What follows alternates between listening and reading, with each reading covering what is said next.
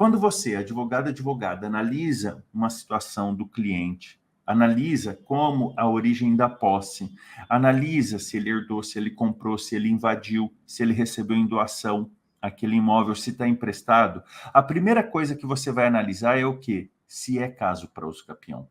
Nem tudo é uso capião, e a gente sabe disso. Muitas coisas precedem ao uso capião, ou seja, muitas coisas são antes de pensarmos em uso capião.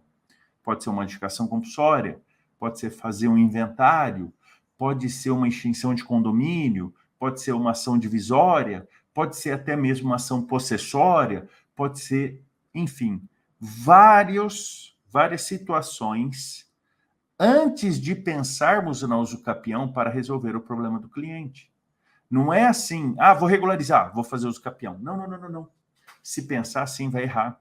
E vai errar feio, né? Vai errar feio.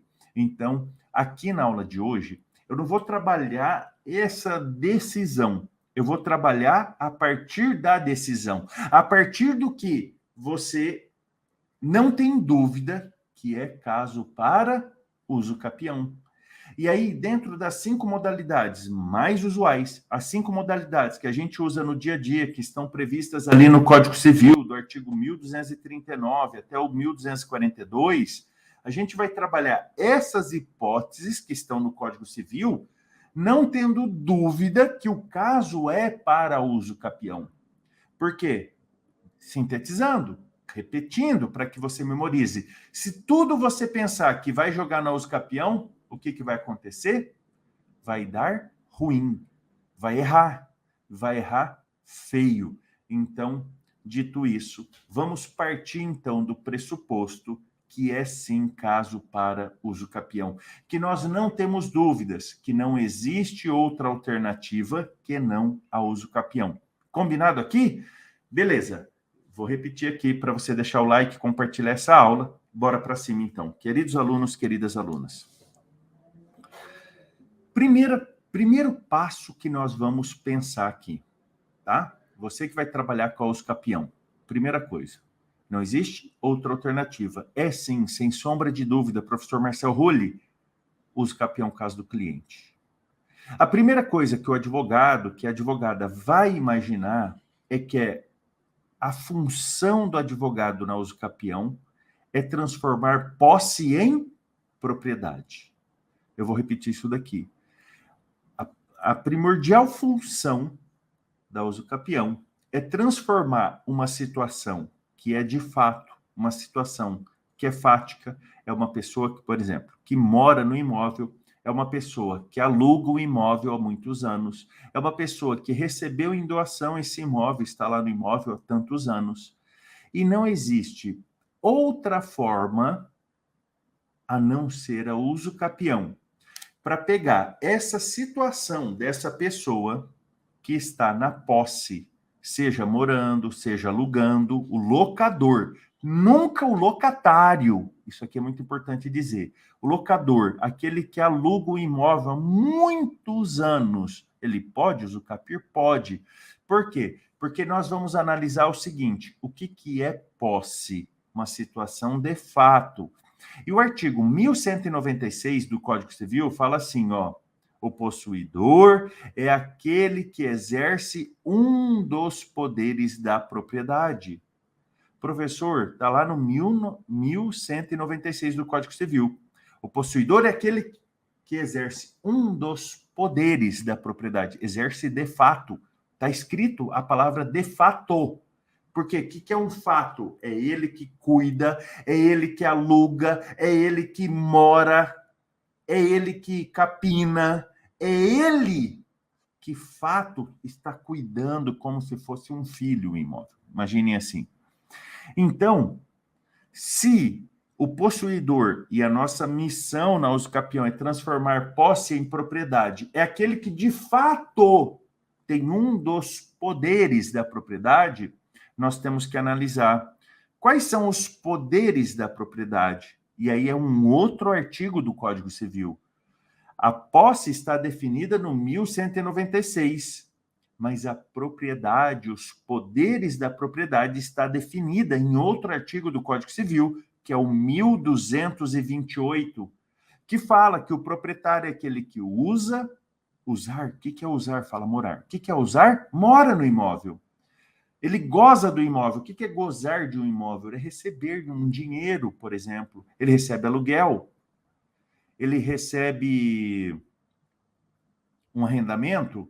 Uma vez que a gente define qual é a modalidade, que o caso do cliente é para uso capião, a gente vai ter que analisar qual a melhor modalidade. E a modalidade, fala posse, nós vamos adequar a melhor modalidade de uso capião para o cliente, tomando por base o quê? A posse dele. Por quê? Lembra lá no começo, quando eu disse assim para vocês, o que é a uso capião? Diga assim, é transformar posse em propriedade. Se, através da uso capião, eu vou transformar uma situação fática, que é posse, então é óbvio que a posse exercida desde a origem, seja, vou repetir, qual que é a origem da posse? Como que uma pessoa tem a posse de um imóvel? Via de regra, ou comprou ou herdou. Como que uma pessoa compra a posse? Já ouviram falar de contrato de gaveta, queridos alunos? É o que mais acontece. Essa pessoa comprou a posse. Essa pessoa está na posse porque comprou. Ou já viram herdeiros? Ah, esse terreninho era do falecido vô, tio, pai, irmão. Mesmo que ele não seja herdeiro, né? No caso de irmão, se o irmão tem filhos. Enfim, mas estou falando a grosso modo aqui, não me preocupando tanto com juridiquês, e sim com as situações fáticas, quando nós pensamos, e olha que interessante, em descobrir qual que é a origem da posse, é para justificar o porquê que ele tem a posse. Ah, um tio doou de boca. Ou, e você vai se deparar com isso, é um cliente que invadiu. Mas como que ele invade um imóvel? Ele passou a cuidar de um terreno que era vizinho da casa dele, que tinha um matagal danado. Ele estava incomodado de, nesse matagal, trazer lixo para a casa dele, bichos, enfim. Ele começou a cuidar, cercou, de cercar ele começou a usar como estacionamento. Depois ele viu que não apareceu ninguém, ele fez lá, um exemplo, um puxadinho. Aí ele construiu uma casa, ele aluga essa casa. Não estou fomentando essa situação, mas essa situação acontece. Então ele invadiu, mas ele fez uma invasão que não é clandestina, que não é escondido. Todo mundo está vendo que ele está cuidando desse terreno. Todo mundo está vendo que ele cercou o terreno. E se aparecesse, assim que ele cercou o proprietário registral, com certeza esse proprietário registral iria retirá-lo do imóvel. Iria fazer uma ação possessória contra ele. Então, eu estou aqui falando para vocês situações fáticas que perduram no tempo. Não é uma situação fática que hoje eu cerco, amanhã eu faço uso capião, conforme nós vamos ver. Não é isso aqui.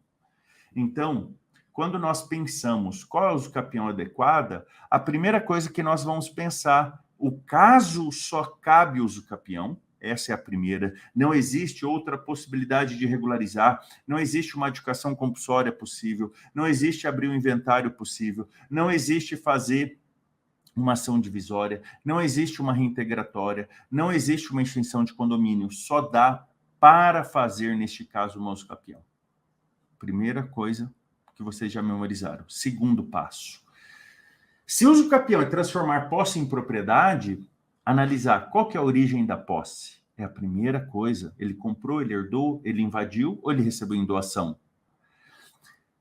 Você definiu. Então, qual que é a origem? É uma dessas quatro, não vai fugir disso. Uma dessas quatro. Pronto. Eu defini a origem. Como que ele está usando, gozando, dispondo do bem?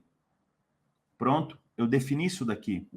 Agora, o que você vai definir? Fala tempo de posse. Agora, qual o próximo passo que o advogado tem ali, diante da documentação que o cliente trouxe, diante dos fatos narrados pelo cliente, diante da diligência que o advogado tem que fazer? Lembra os 3 passos da regularização? Ir até o cartório de registro de imóveis, saber se o imóvel tem matrícula ou transcrição. E quem é o proprietário registral, se o imóvel tiver matrícula ou transcrição. Quem são os proprietários registrais dos imóveis lindeiros, vizinhos? Isso daqui o advogado tem que fazer.